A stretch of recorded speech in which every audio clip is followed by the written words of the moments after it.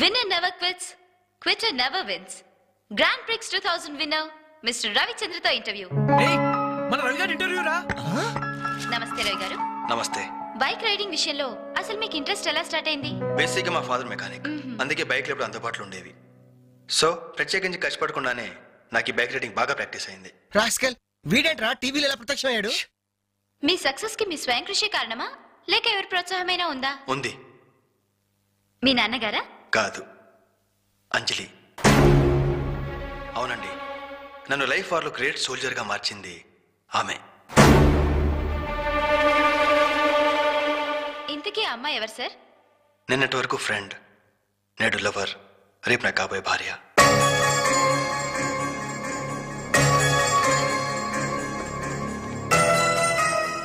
Hello Gemini TV, ఇప్పుడు మీ channel interview చేస్తున్న రవిచంద్ర చెన్నైలో ఎక్కడున్నారో చెప్తారా?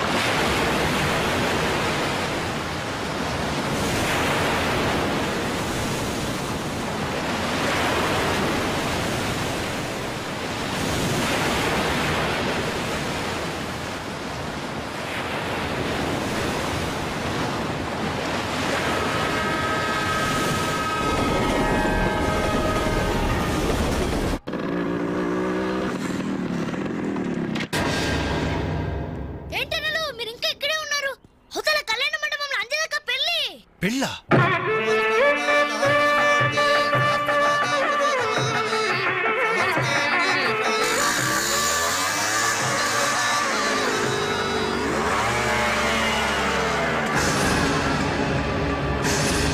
ఏంట్రా అలా చూస్తున్నావు?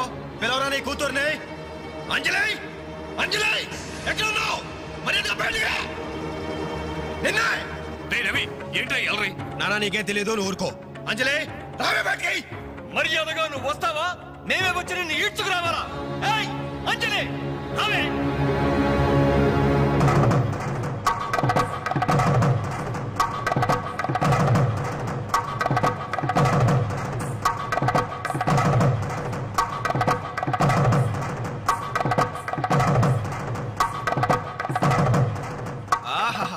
ఏమి అందం, ఎంత పవిత్రత!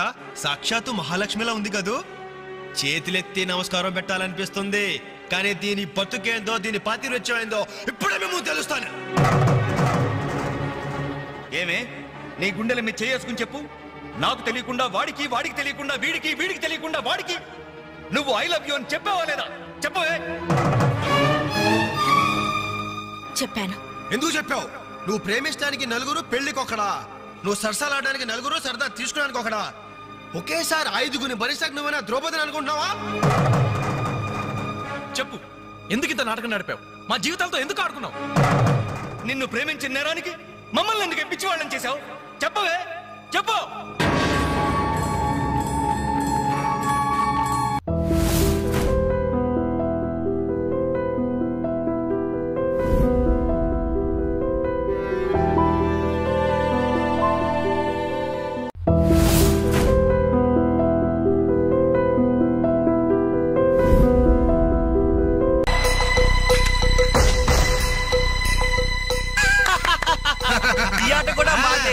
టోటల్ గా వాష్ అవుట్ చేసే వరకు మేము వదలం.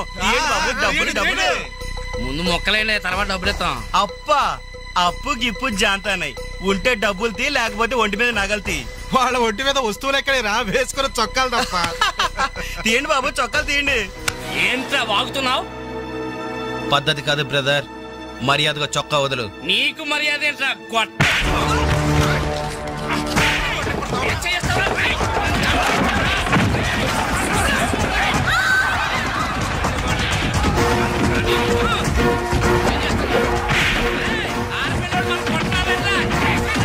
ఏమైంది? పెళ్లి కూతురు అన్న ఫ్రెండ్స్ మన వాళ్ళందరూ కొడుతున్నారా?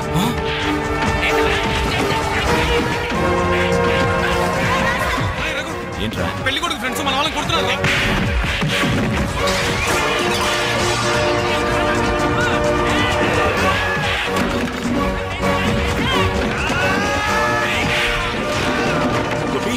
గోపి, ఇందులో మన తప్పేం లేదుగా? మన తప్పేం లేదురా, ముందు వాళ్ళే చేసుకున్నారు. ప్రామిస్ రా.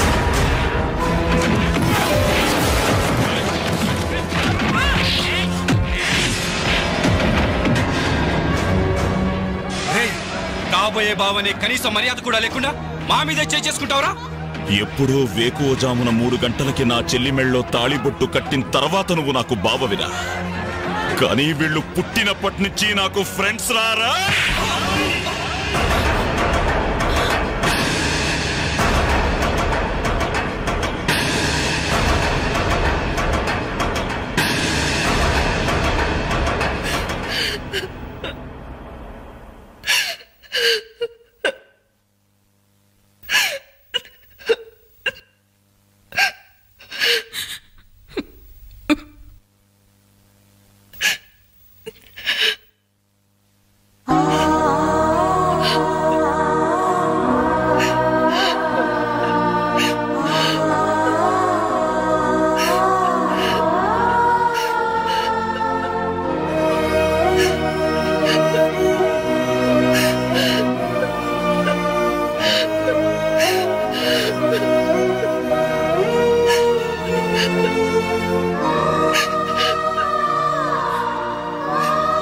ఎప్పుడు వాడి ఇంట్లో లేడని ఏడ్చేవాళ్ళు.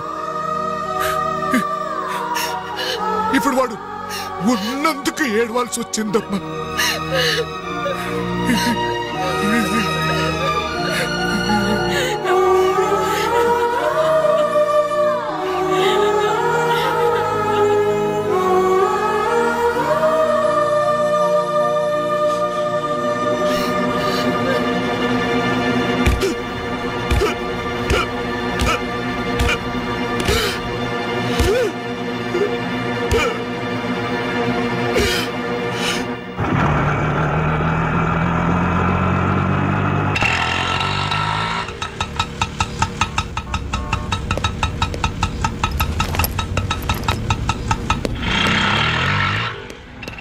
చిత్రా, నేను రఘుని కలవాలి.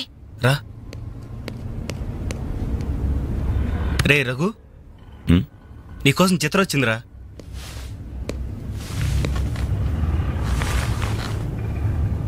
చిత్ర, ఏమిటిది?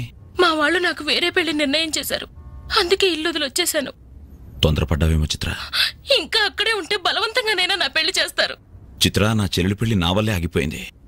ఇంట్లో వాళ్ళకి మొహం చూపించలేక వారం రోజుల నుంచి ఇక్కడే ఉంటున్నాను. ఈ పరిస్థితుల్లో నాకు తెలుసు నువ్వు నీ పరిస్థితి గురించి ఆలోచిస్తున్నావు. నా గురించి కూడా కొంచెం ఆలోచించు. ఒక ఆడపిల్లని గడప దాటి పెట్టుతో సహా బయటకు వచ్చానంటే మా ఇంట్లో ఏం జరిగి ఉంటుందో ఊహించు.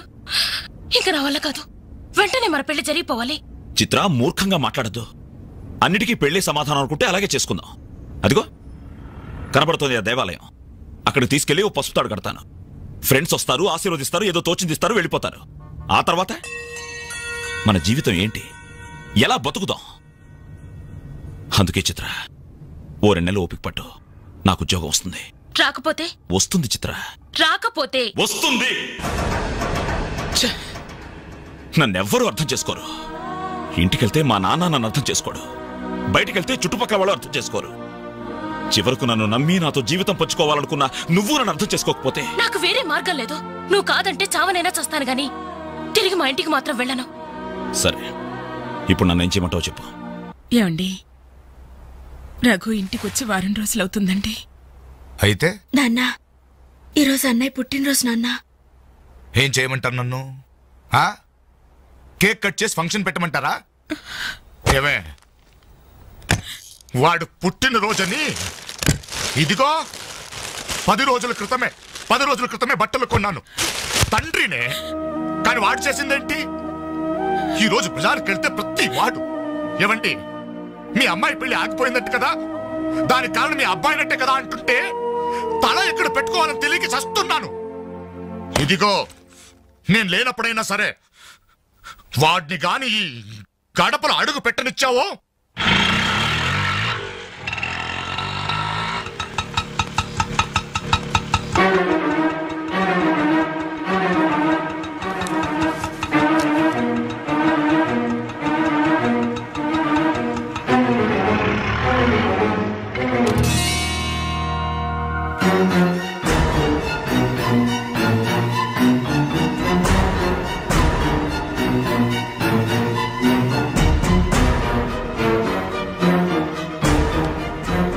ఎవర్రా ఈ అమ్మాయి?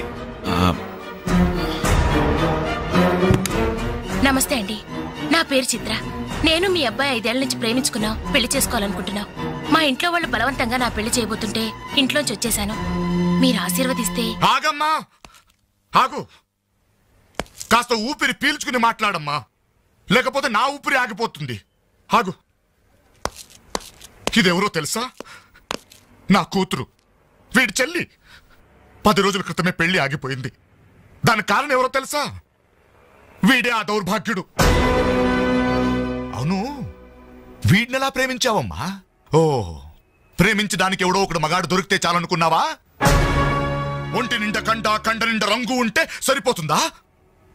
5 ఏళ్ల నుంచి ప్రేమిస్తున్నానన్నావే, ఈ 5 ఏళ్లలో ఏం చేస్తున్నావు? ఎలా బ్రతికిస్తావని ఒక్కసారైనా అడిగావా? ఇదిగో, వీడు వేసుకున్న ప్యాంటు నేను కొన్నది, వీడు వేసుకున్న షర్టు బనిను నేను కొన్నవి, ఆఖరికి చెప్పులు కూడా నావే, నా కష్టార్జితంతో కొన్నవి. ఇలాంటి బిచ్చగాడికి నువ్వు మెళ్ళో డోల్లా తయారయ్యావనుకో, నీకు తిండి నేనే పెట్టాలి, కట్టుకున్న చీర నేనే కొనాలి, తొడుకున్న జాకెట్ నేనే తెచ్చివ్వాలి.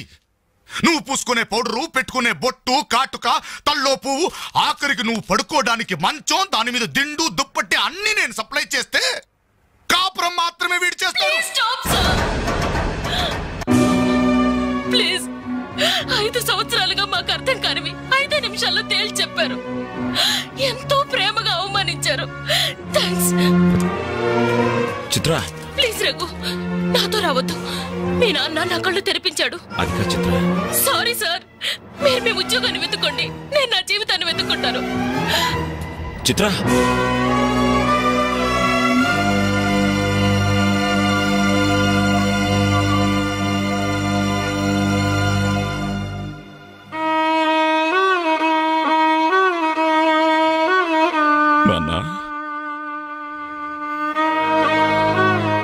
చాలా సంతోషం నాన్న. నా జీవితంలో మర్చిపోలేని అవమానం చేశావు.